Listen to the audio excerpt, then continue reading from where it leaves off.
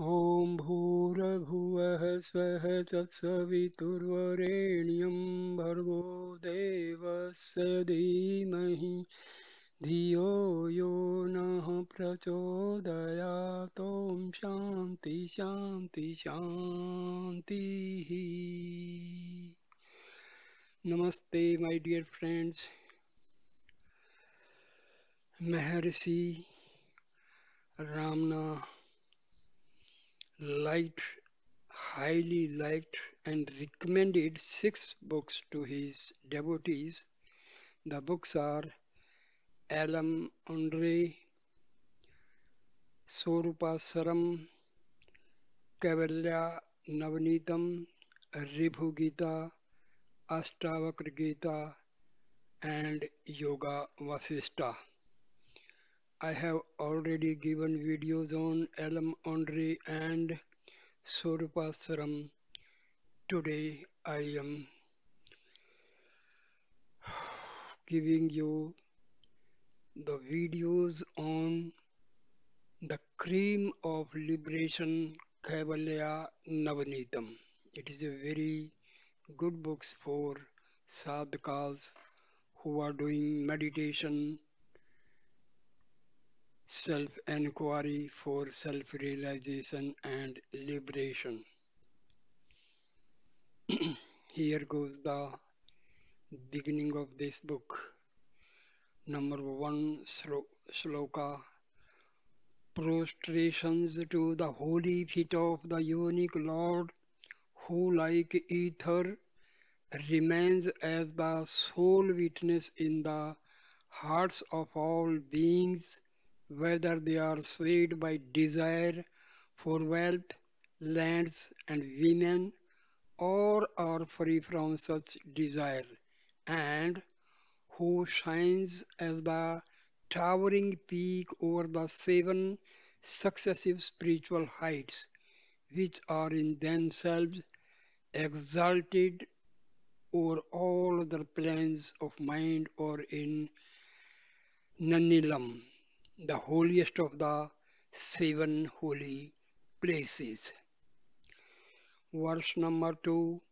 I worship the ever shining pure consciousness which manifests as Brahma, Vishnu, or mighty Shiva, according as he creates, preserves, or withdraws the universe, and also as the countless individual beings, yet remains ever free and perfect as the blazing sun over the ocean of bliss. Verse number 3. I ever worship the lotus feet of my master, by whose grace I learned that my very self is the all embracing reality, Brahma, and the mosaic of the universe, but a phenomenon in me, and who remained as the self like the ether in a wall. Verse number 4. I adore the Almighty who manifested as my master in order that the mind, the intellect, the senses, and the body might, to my very knowledge, be reduced to nothing like mist before the sun, when he taught me, you and I are one, to make me one with him. This shows the unity of Atma and Paramatma. According to this verse, Atma and Paramatma are the same. There is no difference between Atma and Paramatma. This is the gist of this sloka or this verse. Verse number 5.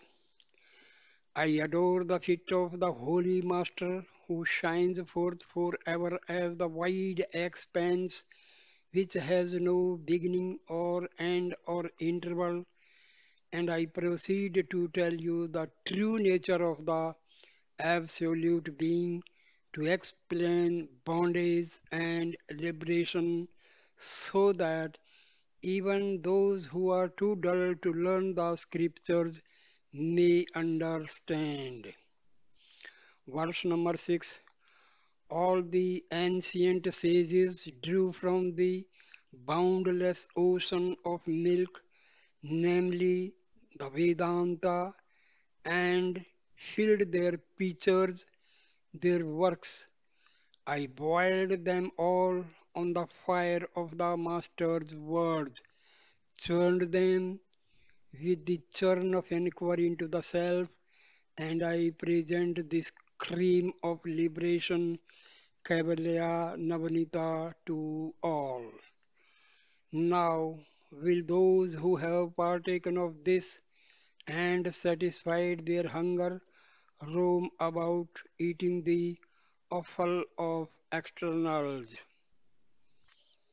Verse number 7. After adoring my master Venkatesa Mukunda, who is himself ever free and who made me his own, I write this Kaivalya Navneeta divided into two parts. The first part of which contains a clear exposition of the truth, and the second clears away all doubts arising from the former. Section 1. The exposition of the truth. Verse number 8. The sages say that there are four prerequisites for realization of the truth. Number 1. Viveka. Discrimination between the temporary, therefore unreal phenomena, and the permanent, therefore the reality that is nominal. Second, indifference to the enjoyment of pleasure here or hereafter. 3. Group of six qualities. And fourth, the longing for liberation.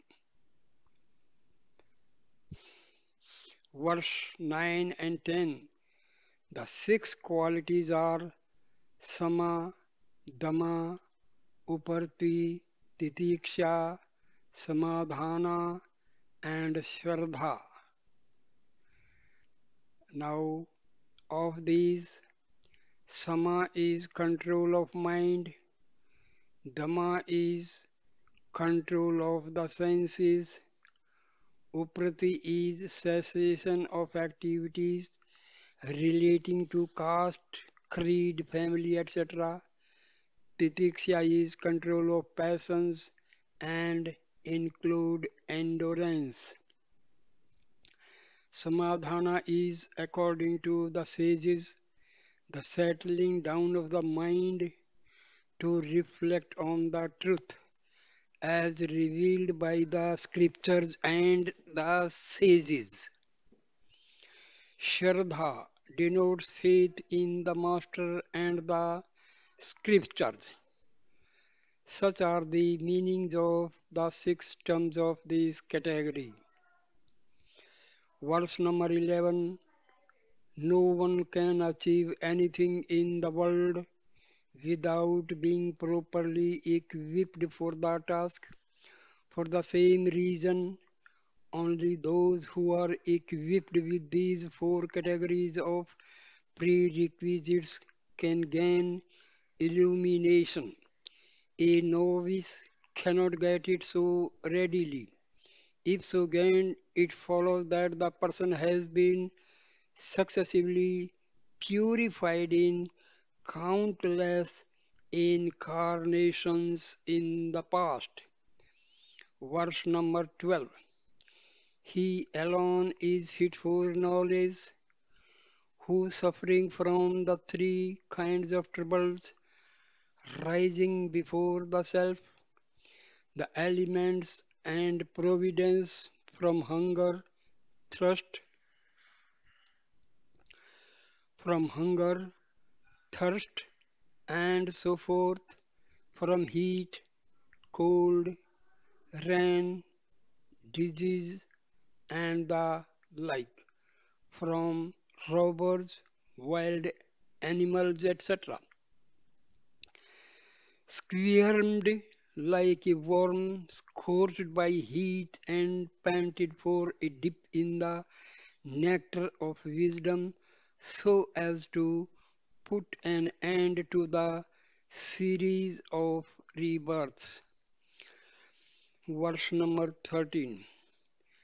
As the desire for liberation grew, he became unconcerned about his wife, children, and property, ran away from them like an antelope which had extricated itself from the noose of a hunter, and sought a holy master and respected him with all his heart.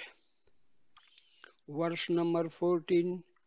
After eagerly saluting his master, he stood up and sobbed out his heart, saying, O Lord, I have suffered long the torture of worldly life, which is after all so false. Gracious Master, save me by tearing off the cords which bind me to the five seats, so that my heart may be at peace. Verse number 15. The Master lovingly considered him like a tortoise its eggs, looked at him like a fish its eggs, and passed his hands over him like a bird its wings over its eggs, and said, There is a means to put an end to your rebirths. I will tell you, and if you act upon it, your rebirth will cease. Verse number 16.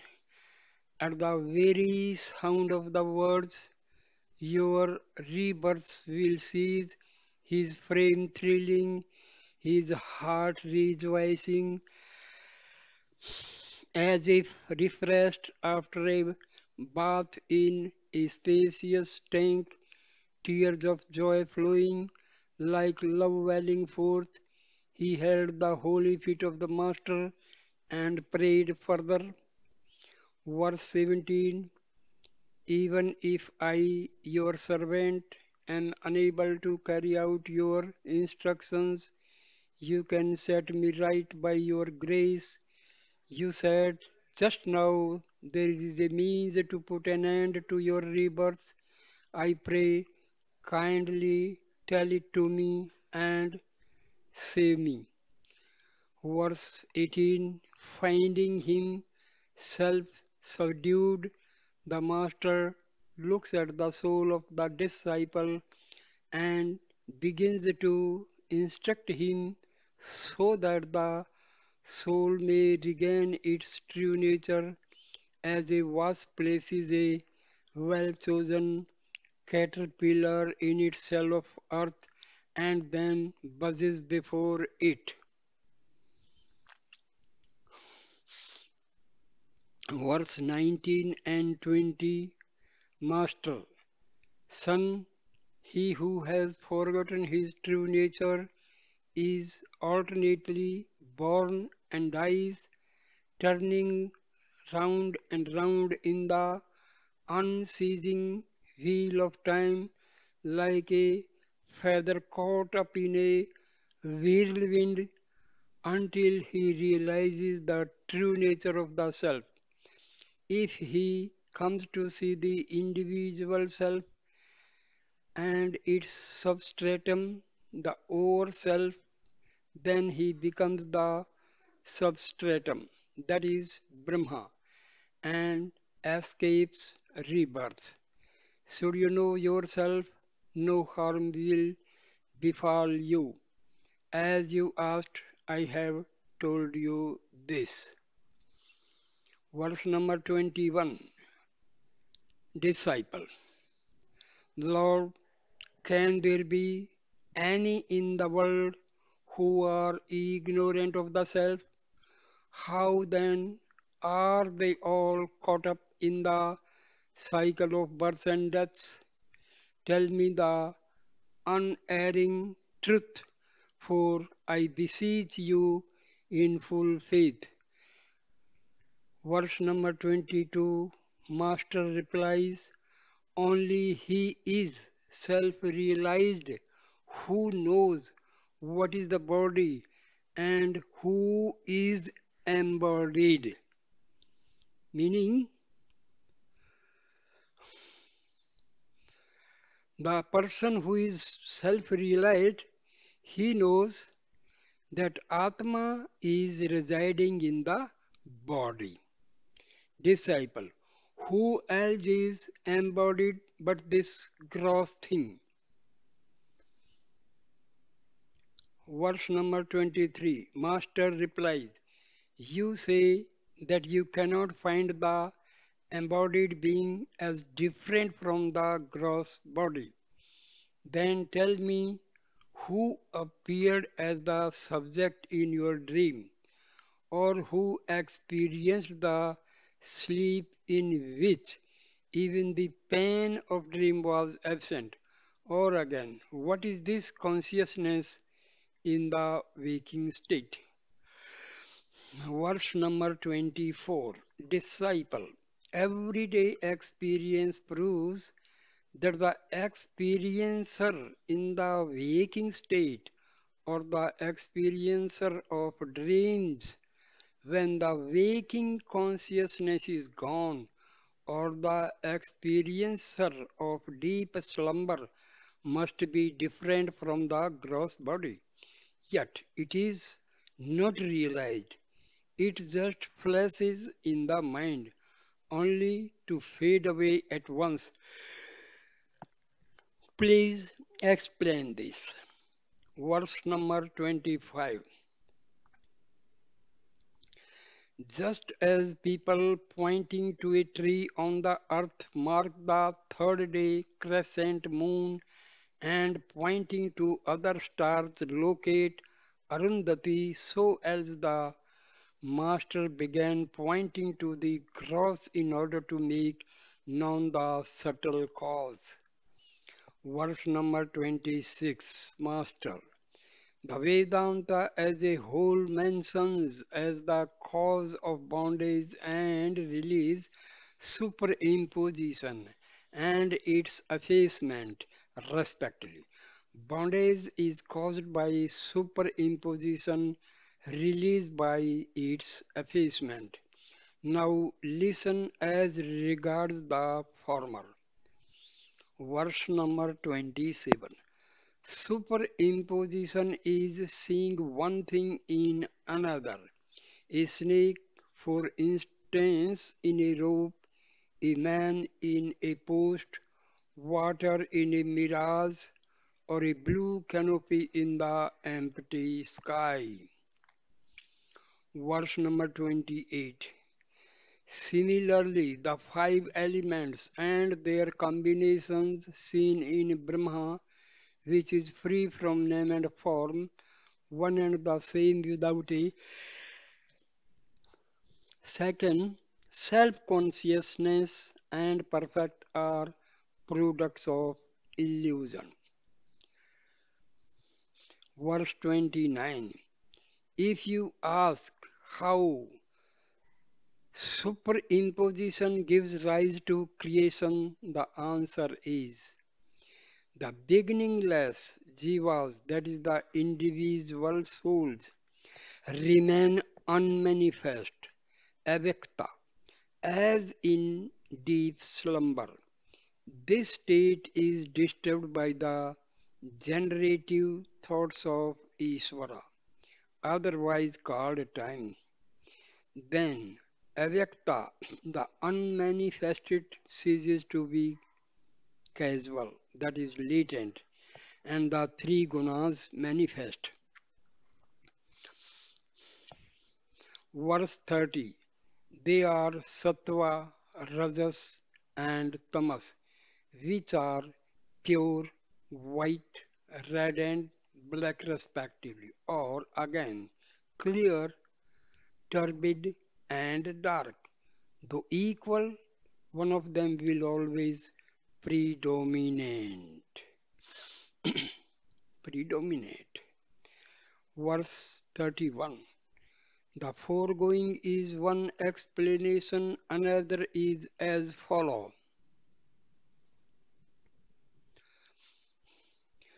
The causal state which remains unmanifest later expands as Mah- Mahatattva, the totality of the jivas, the individual souls, and manifests as the ego, wherein the three gunas become apparent. Verse number 32.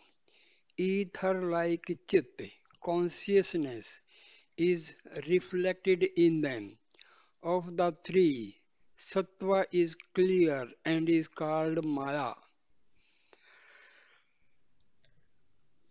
Brahma reflected in this is Isvara, the intellect cause of the universe, immanent in all, untainted by Maya or by any way of the gunas. Verse 33.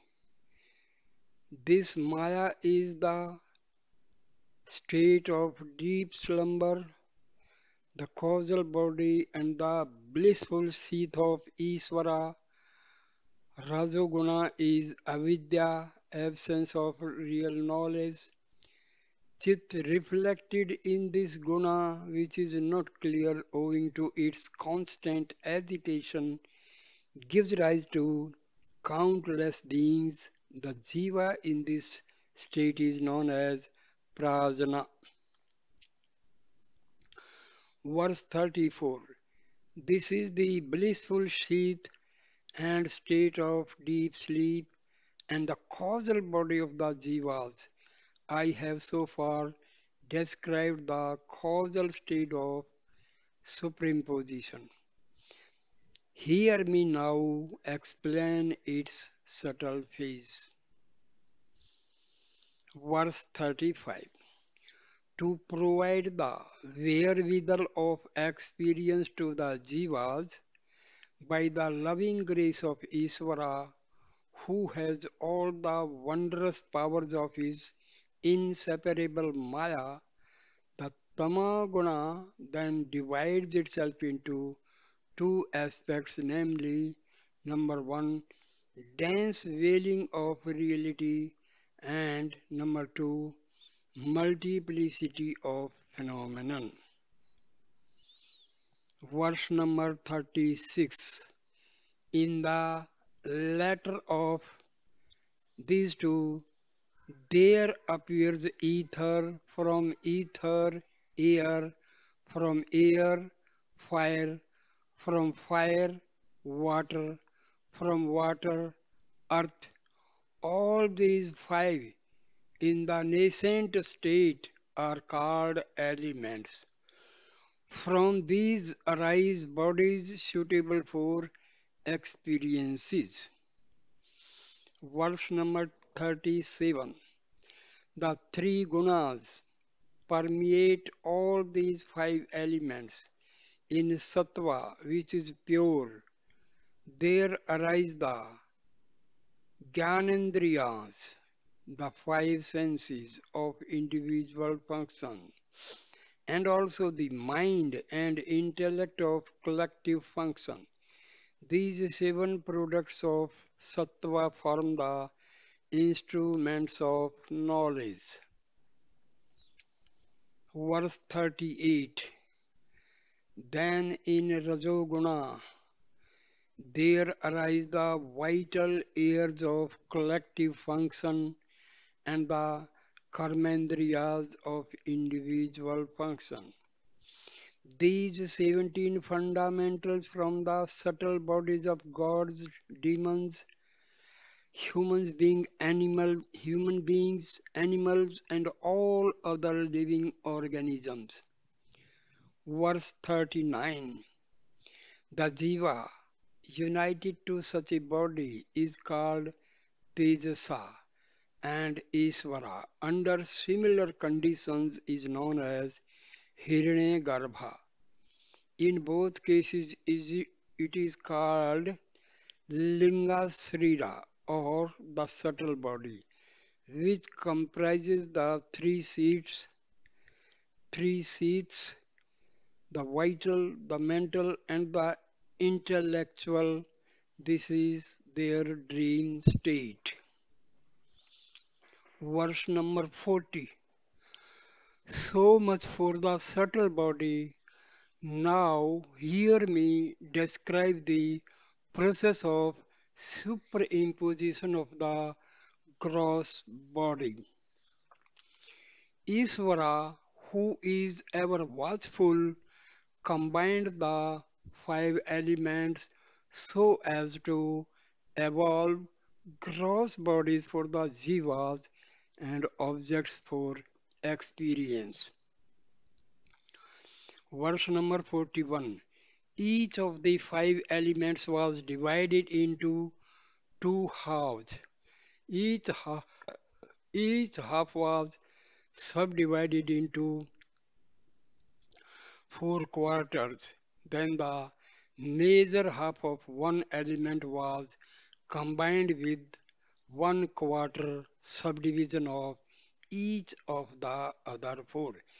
This process gave rise to the gross elements from which the four classes of beings and their experiences, the universe and its worlds were created. Verse number 42. The Jiva united with the gross body is called Vishwa, and the Isvara under similar conditions is known as Virat. The gross body is the physical sheath and their waking state. Remember this brief statement regarding the gross body. Verse number 43. Disciple. Master, if these states, gross, causal, and subtle, be common to both, how shall we know the difference between exalted Isvara and the ordinary Jiva? Master replies, the Jiva is the effect and Isvara the cause. There is also a difference as between units and their totality. Verse 44. The trees form the units, their aggregate is the forest. Generally speaking, the mobile and the immobile jivas are the separate units. Their sum total is Isvara. This is the difference between Isvara and the jivas. Verse 45. I have said thus far what superimposition is. Only he is a jnani who knows beyond doubt that all that is seen is only ephemeral like a dream. Now listen to the process of effacement of superimposition, the way to wonderful moksha, liberation, which resembles the placid sky when all the clouds of winter clear away. Verse 46. Just as one examines and finds out that this is not a snake but a rope, and this is not a thief but a thick post, so also one makes out beyond doubt by the word of the Master and the light of the Scriptures that the body, the world, and the elements are only Brahma, that is, unchanging consciousness. Know this to be the effacement of superimposition.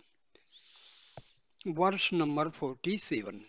Cause and effect are the same, like cloth and yarn, ornaments and gold, utensils and clay, to resolve the body into its antecedent cause until avidya, ignorance, is traced as the root cause of all, is the method of effacing superimposition.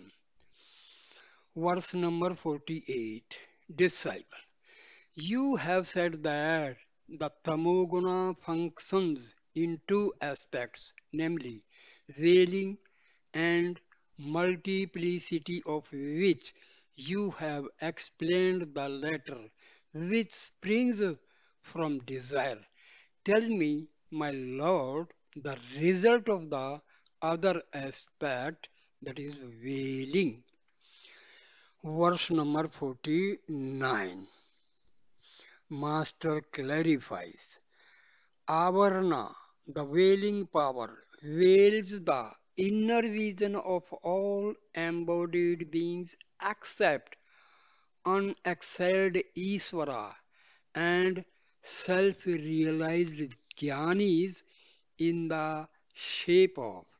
It is not, it does not shine forth in the same way as the dense darkness of a wintry night hides the sky, the earth, and the directions from our view. Verse number 50. Outwardly, this veiling power altogether obstructs the distinguishing of Brahma, who is perfection, from his modifications as the world, and inwardly that of the self, which is pure consciousness, from its modification as the inner faculties, that is, the ego, the mind. It is therefore the sole cause of that chronic disease, the endless series of births and deaths. Verse number 51. The question then arises, whereon does the superimposition rest when the substratum is completely hidden? And how can there be any superimposition if the substratum is not hidden? The answer is, the substratum is twofold, general and particular, of which the general substratum remains continuous and unbroken. Transient superimposition is particular. Verse number 52. In the world, the common substratum, this is, can never be veiled, but only the particular identity. This is a robe. Similarly, with the jiva, ignorance does not veil the substratum I am, but it veils the specific knowledge I am Brahma. Verse 53. Disciple, how does it happen, my master, that the power of veiling is censored for the doings of the power of multiplicity, which, arising as the five seeds, the jiva, and the world, obstructs pure being from view? Verse 54. Master, listen carefully. Although the power of multiplicity is the direct cause of the misery laden cycle of births and deaths, yet it is of service to those who seek liberation in earnest. Can the darkness of night be of the same service for one's useful activities as the light of the day. What more can I say to you? Therefore, my son, the power of wailing is the more harmful of the two. Verse 55. Has anyone gained release from the cycle of subsequent births because the world was totally lost from view in his deep sleep or in the dissolution? The power of multiplicity can altogether bring about liberation, but the thick veil of ignorance is the sole cause of the present calamity. Verse 56.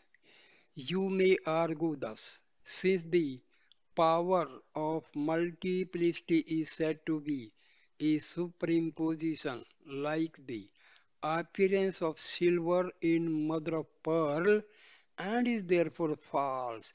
The liberation gained by the aid of this false power must also be equally false. The answer is a frightful dream, though unreal, ends in waking up the dreamer from sleep. Even so, liberation is real. Verse 57. Just as poison is commonly antidoted with another poison, an iron spike is extracted with another piece of iron. Arrows are turned aside by others, and dirt is washed away with other dirt. That is fuller's earth. So, ignorance, which is weak in itself, can be eradicated by methods which are themselves of the same Maya. Later, this also perishes like the pole used to turn a corpse that is burnt. Verse 58.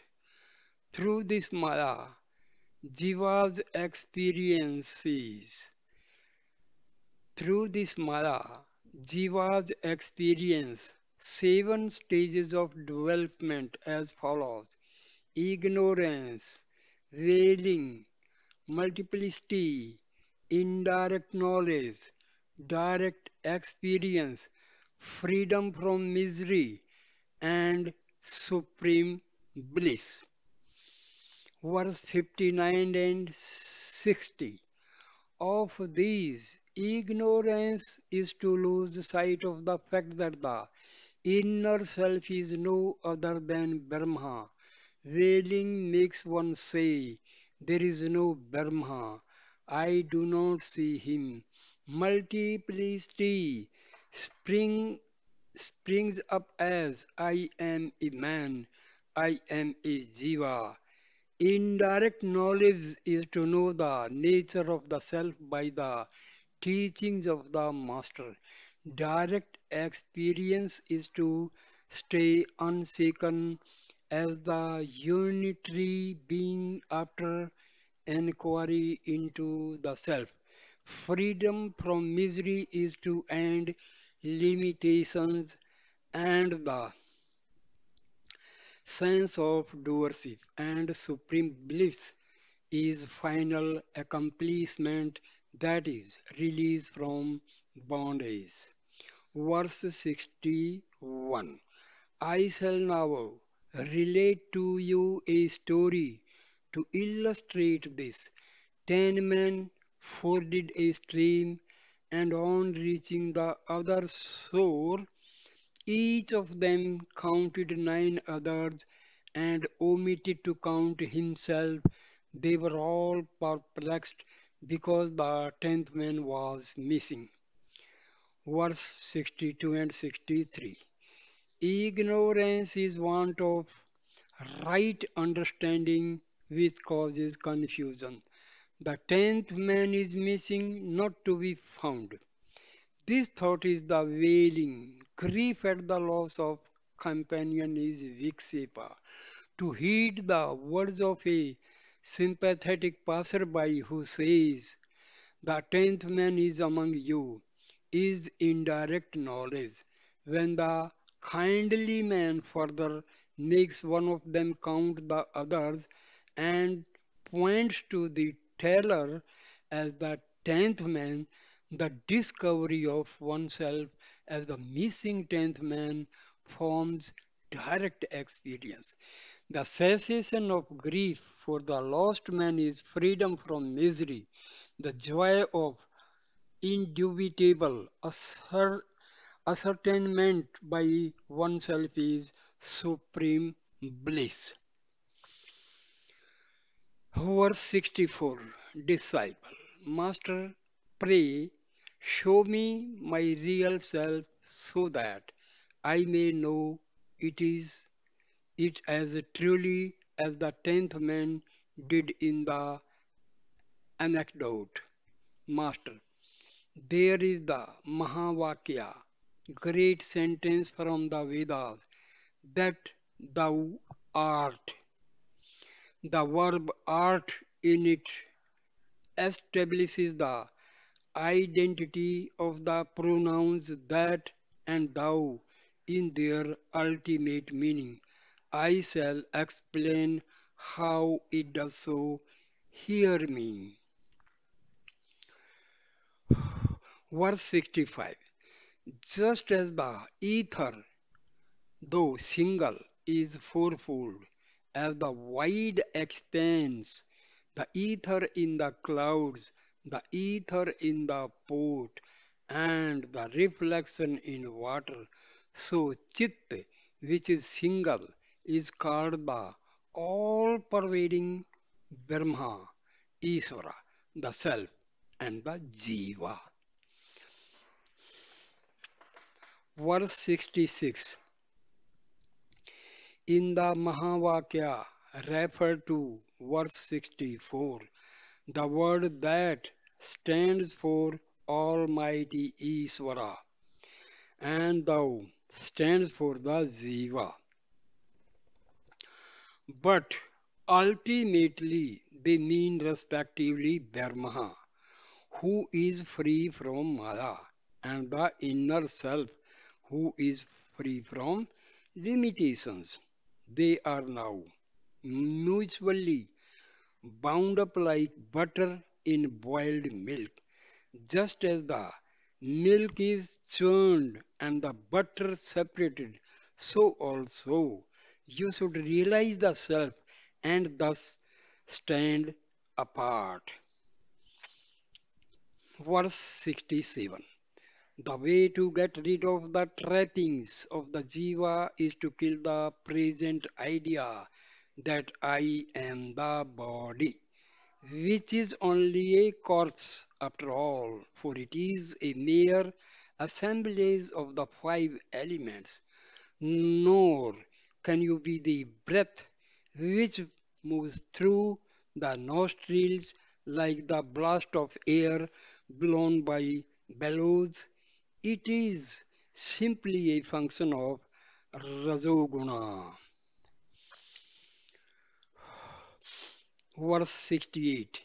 Can the self be the intellect or the mind which stand to each other in the relation of agent and instrument?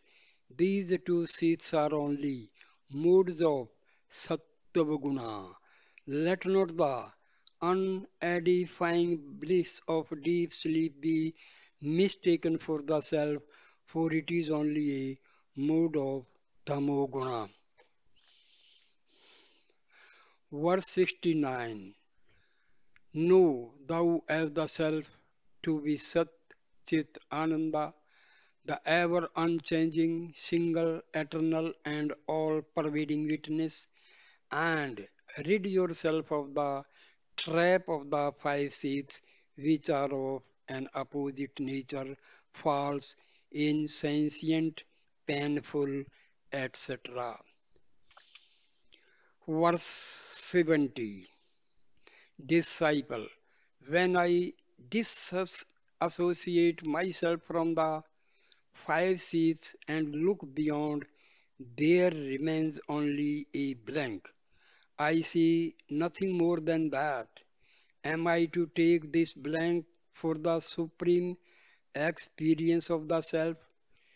Ma- Verse 71, Master replies, in anecdote, the tenth man of deluded intellect, after counting only 9 men and not recognize himself as the tenth, was stupefied.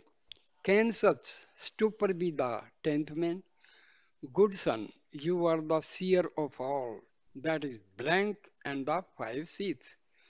Verse 72. I speak the truth. You are the unchanging witness of the gross, subtle, and causal ignorance, the waking, dream, and sleep states, and the passage of time, past, present, and future, which endlessly rise and fall like waves in the ocean of bliss. Verse 73. Do not ask, by what light shall I see myself? Who am I, the all seeing witness? Can there be a light to illumine the self luminous light? The tenth man knows himself as such among the others. Is there an 11th man in him? Verse 74, to argue that another knowledge is necessary to make knowledge known is foolish and leads to interminable controversy. You are neither known nor unknown. Realize yourself as self shining knowledge. Verse 75. Is it what makes the sweet sweet, not the nature of sugar to be sweet? Realize yourself as the meaning of I, which makes known objects as this and that, or the seen and unseen, and itself lies beyond them. Verse 76. The self, as described above, is the primary meaning of thou in the Mahavakya, that thou art. Brahma, which is never bound by limitations, is the primary meaning of that. Their secondary meanings are the transient Jiva and Isvara, respectively. Two separate entities can never be identical. Verse 77. The distinctions between Isvara and the Jiva are due to their names, localities, artificial limitations, bodies, and capacities. They are as far apart as the upper and the nether regions. Neither regions. Their identity is unthinkable with these associations. Verse number 78. When the conventional acceptations of terms appear inconsistent, the Pandits of ancient lore bring out the true meanings by employing three methods of exegesis: disjunction, conjunction, or the two combined. Verse 79. 1. The house on the Ganges, and 2. The black remained and the red fled, and 3rd, this is that Devadatta are respectively examples of the above. The apparent contradictions in several scriptural passages are eliminated by a judicious use of these three exegetical, exeg- exegetical methods. Verse 80. In the example, this is that Devdatta, the man who was seen in another place And on another occasion, and also known as Devdatta, is this man who is seen in this place and on this occasion.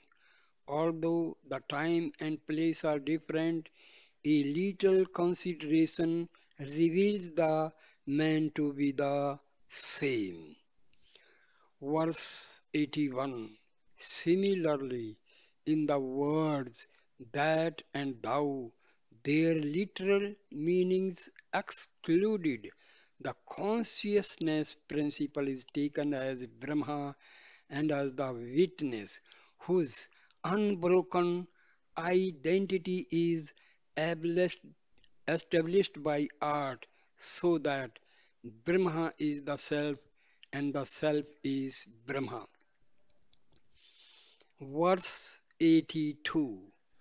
The ether reflected in water in a pot and in the clouds are both circum circumstantial and therefore unreal, whereas the space in the pot and the wide expanse are together one and the same. Similarly, all pervading Brahma and the witness in the individual being are together one and the same. You must experience it so that you may remain fixed in the realization I am that reality. On hearing this, the disciple, loyal to the instructions of the master, discarded the five seats and the blank realized the self as I am Brahma, went beyond that and remained as perfect being. Verse 84.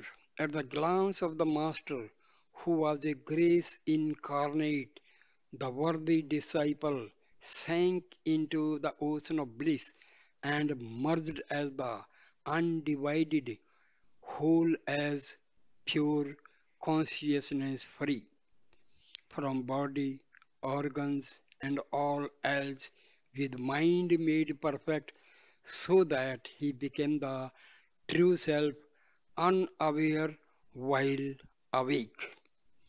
Verse 85. After the blessed disciple had remained in that state for a long time, his mind gently turned outward. Then he saw his glorious master before him. His eyes were filled with tears of joy.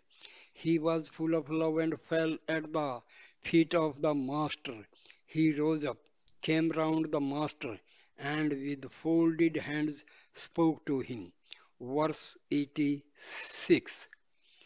Disciple, Lord, you are the reality remaining as my inmost self, ruling me during all my countless incarnations. Glory to you who have put on an external form in order to instruct me. I do not see how I can repay your grace for having liberated me. Verse 87. The Master beamed on him as he spoke, drew him near, and said very lovingly, to stay fixed in the self without the three kinds of obstacles obstructing your experience is the higher return you can render me. Verse 88. Disciple, my Lord, can such realization as has transcended the dual perception of you and I and found the self to be entire and all pervading fail me at any time? Master replies, the truth that I am Brahma is realized from the scriptures or by the grace of the Master, but it cannot be firm in the face of obstructions. Verse number 89. Ignorance uncertainty, and wrong knowledge are obstacles resulting from long standing habits in the innumerable incarnations of the past which caused trouble, and then the fruits of realization slips away. Therefore, root them out by hearing the truth, reasoning, and meditation. Verse 90.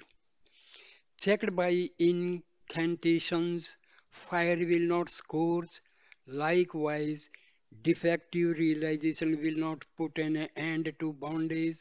Therefore, devote yourself to hearing the truth, reasoning, and meditation, and root out ignorance, uncertainty, and wrong knowledge. Verse 91. Ignorance veils the truth that the self is Brahma and shows forth multiplicity instead. Uncertainty is the confusion resulting from lack of firm faith in the words of the Master, the illusion that the ancient world is a evanescent world is a reality, and that the body is the self is wrong knowledge. So say the sages. Verse 92. Hearing the truth is to revert the mind repeatedly to the teaching that thou art. Reasoning is rational investigation of the meaning of the text as already heard. Meditation is one pointedness of mind. If every day you do these, you will surely gain liberation. Verse 93. The practice must be kept up so long as the sense of knower and knowledge persists. No effect is necessary, therefore. Remaining as a pure, eternal consciousness, untainted like the ether, and thus liberated while alive, one will live forever as that after being disembodied as. Verse 94. The wise remaining like ether and liberated even here are of four classes, namely Brahmavid, that is knower of Brahma, Varavaraya, and Varishtha in order of merit.